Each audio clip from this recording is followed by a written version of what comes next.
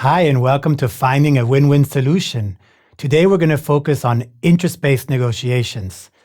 During this lecture, you will be able to develop a step-by-step approach to finding a win-win solution. You will also be able to assess the relationships within an interest-based negotiations situation. You will learn to distinguish between interest and positions, and you will also understand what is important in generating creative options. Lastly, you'll be able to identify the 5 golden rules in interest-based negotiations.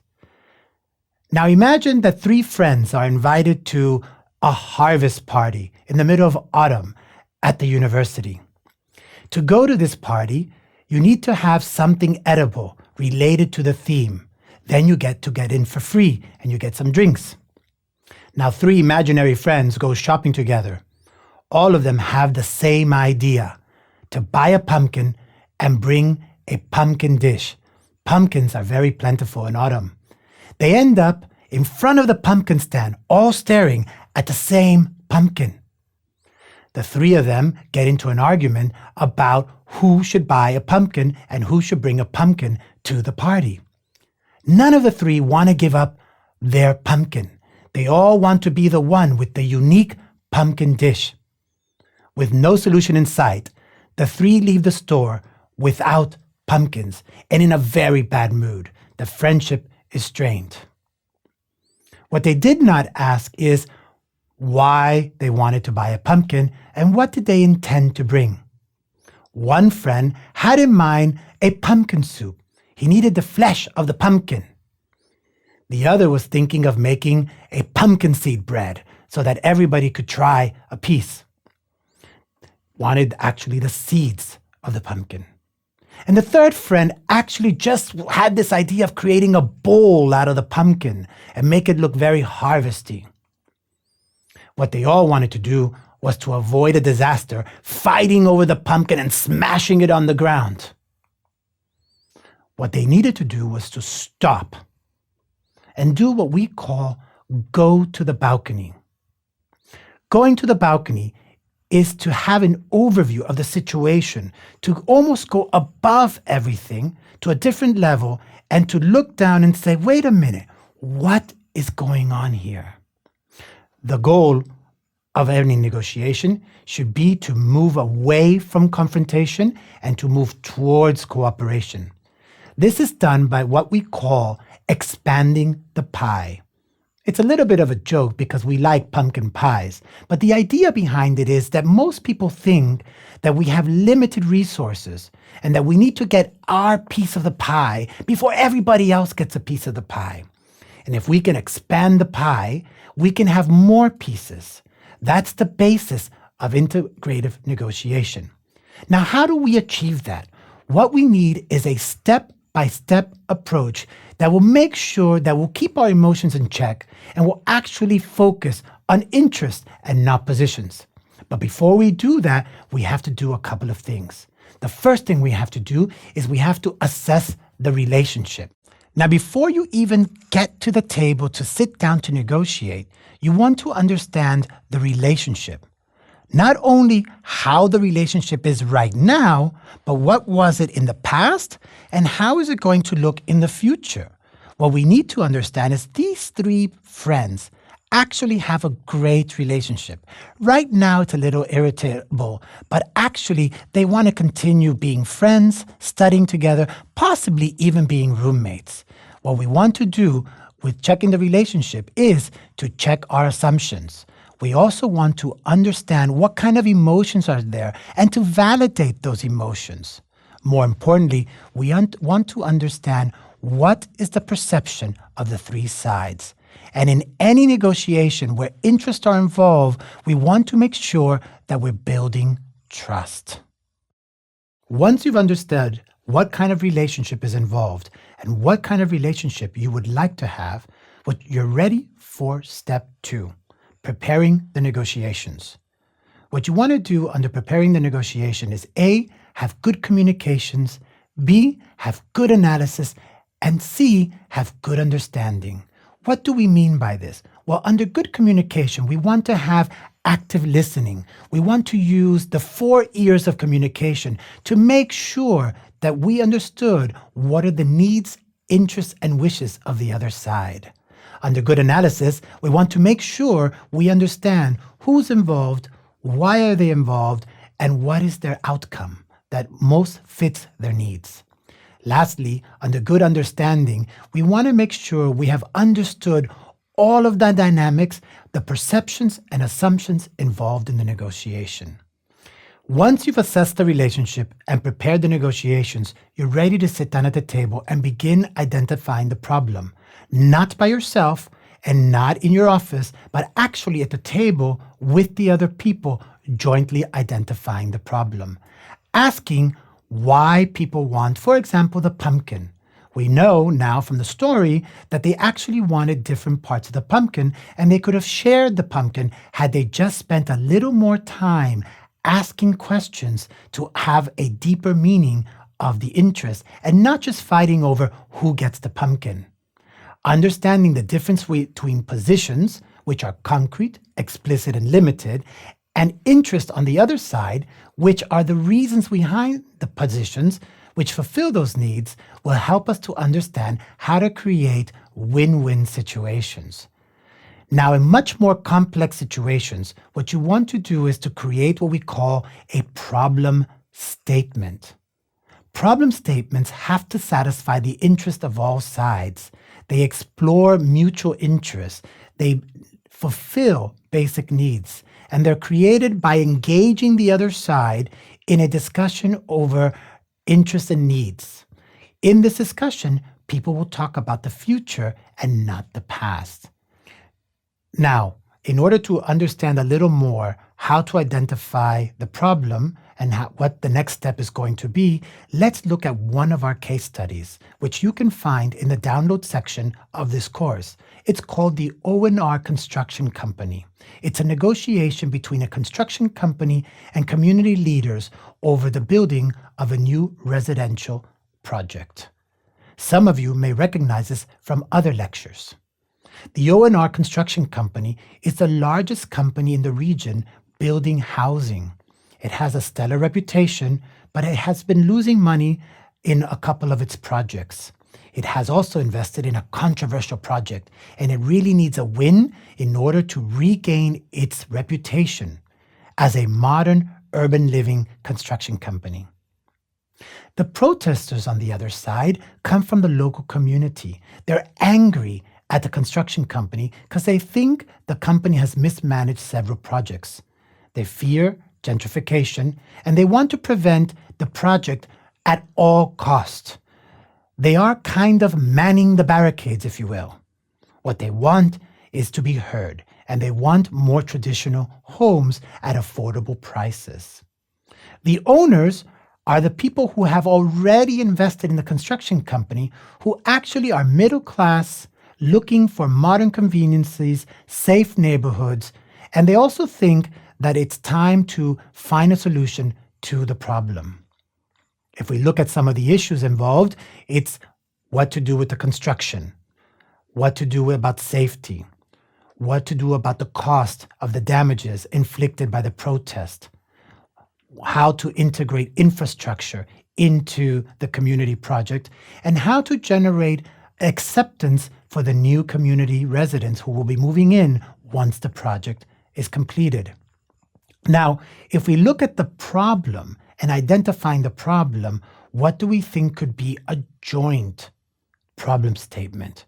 Could it be that we need to develop a residential project that is integrated in the local community and respects local values and at the same time fulfills a progressive understanding of the community?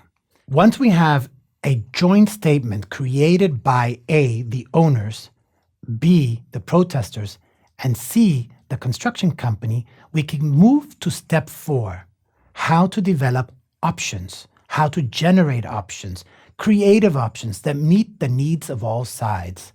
In doing so, here are a couple of tips you can use.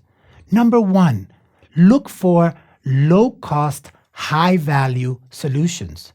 For example, Could the construction company keep the area where the monument is as a park, an open park, where everybody can come and enjoy a Sunday afternoon? A second tip would be how to lower the overall cost for everybody involved. Could the construction company actually outsource the maintenance of the park to a local organization that will make sure that everyone is able to get involved at lower cost?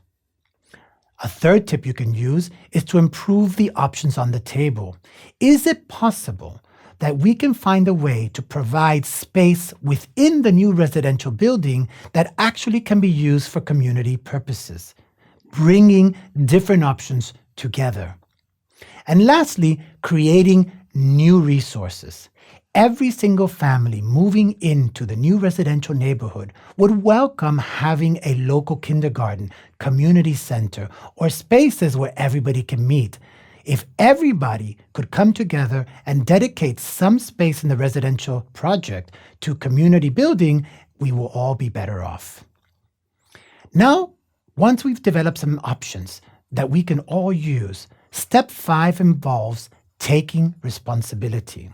Taking responsibility for creating value, not just claiming value. What's mine? No, that's yours. Actually, it's about, can we create something more? We need to use objective criteria, have realistic commitments, and also accept the consequences of whatever we agree. How do we do that? Well, we can go out and look to see how other sustainable projects are being built. What is actually the possibility that the construction company can invest in community building? Or do we need to bring in some outside people? The people at the table must take responsibility for the outcomes. Once you've assessed the relationship, prepared the negotiation, identified a problem, developed options, and made realistic commitments, we want to take a break and we want to stop and we want to consult ourselves and our supporters and ask, what are the alternatives we have? This is what we call the famous BATNA, the best alternative to a negotiated agreement. That means that every single person sitting at the table needs to think, what is their option, which they have in their pocket, if no agreement is reached? What will the protesters do if the construction company just continues to build? What will the construction company do if the protesters don't go away? And what will the owners do if the construction company and the protesters cannot get along? You're going to have to ask yourself these questions. And here's a secret. Most people never ask what happens if the negotiations collapse. The last thing you want to ask yourself is, how can I legitimately discourage the other side from walking away? So how does BATNA look in the practice? Well, imagine the 3 friends walk away and nobody buys a pumpkin. What will they do?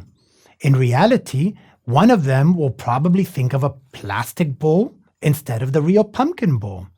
The other one might abandon the whole entire pumpkin seed bread and buy a banana bread. And the last one might not make a soup and might end up making a fresh lemon pie. Actually, they could have thought of this on their own, but they just didn't think about it. They were so caught up in the emotion that they actually abandoned the whole thing. Now, if we look again at the O&R Construction Company, we can ask ourselves, what would the O&R Construction Company do if no agreement is reached? The reality is they will raise the walls up, defend themselves, and try to weather the storm. We know from protests that often they just peter out on their own. What would the community do if the O&R Construction Company continues to build? They might continue protesting, they might take legal action, they might find higher politicians who can intervene on their behalf.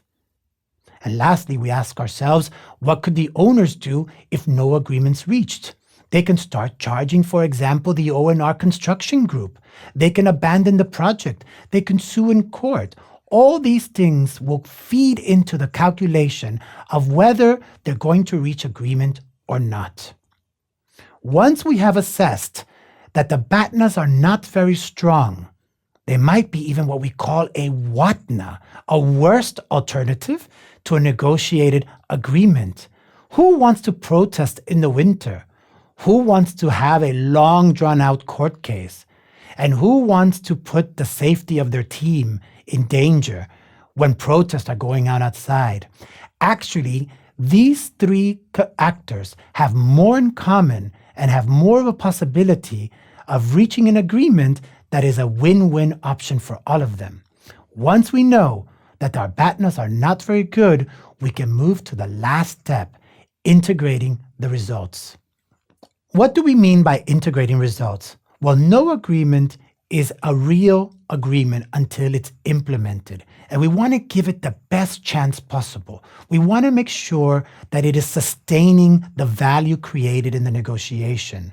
We want to ask ourselves, who needs to be informed to make sure the agreement is implemented?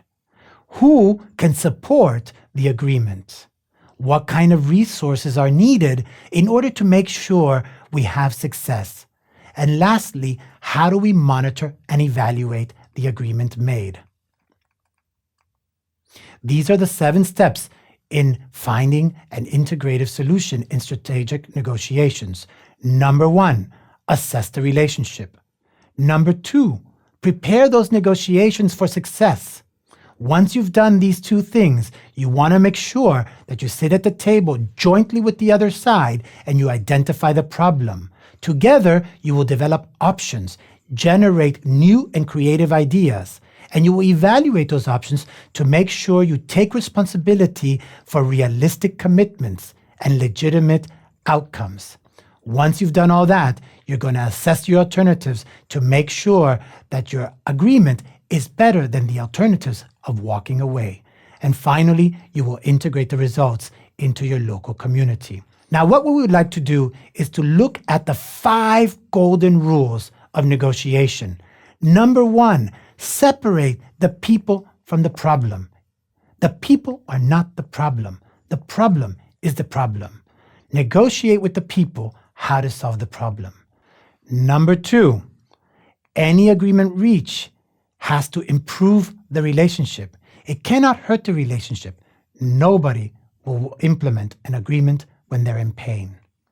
Number 3, anything you agree to has to be the best amongst all the available ideas and options at the table. Because when you go home, people will measure it against everything you didn't agree to. Number 4, the agreement has to be better than every other BATNA sitting at the table. And number 5, you want to make sure that the agreement stands firmly on its own 2 feet by having legitimate criteria. When people go home, people will ask, why did you agree to this? And you have to have some objective way of measuring your agreement. If you don't follow these 5 golden rules, you can escalate the conflict, create dissatisfaction, leave unclaimed value at the table, and you might actually ruin good relationships. In summary, I hope you have been able to understand what is the step-by-step approach to finding a win-win solution.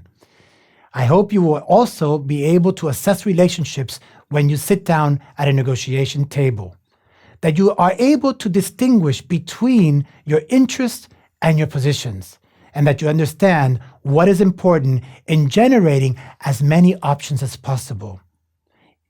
Now that you know the 5 main golden rules in interest-based negotiations, you are ready for success.